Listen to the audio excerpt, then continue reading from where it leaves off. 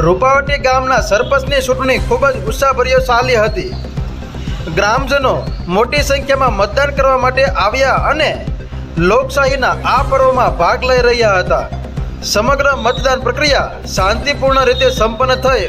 મતદાન મથકો પર કડક પોલીસ બંદોબસ્ત ગોઠવવામાં આવ્યો, જેથી કોઈ અનિચ્છનીય ઘટના ન બને.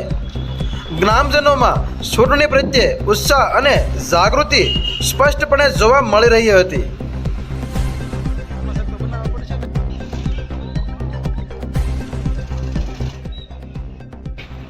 ગોયલ મહાવીર સિક્યોરિટી ગામ રૂપાવટી ગારિયાધાર તાલુકો. અત્યારે અમારા ગ્રામ પંચાયતની ચૂંટણી શાંતિપૂર્ણ રીતે ચાલુ છે અને લોકો સ્વયંભૂ પોતપોતાની રીતે મતદાન કરે છે.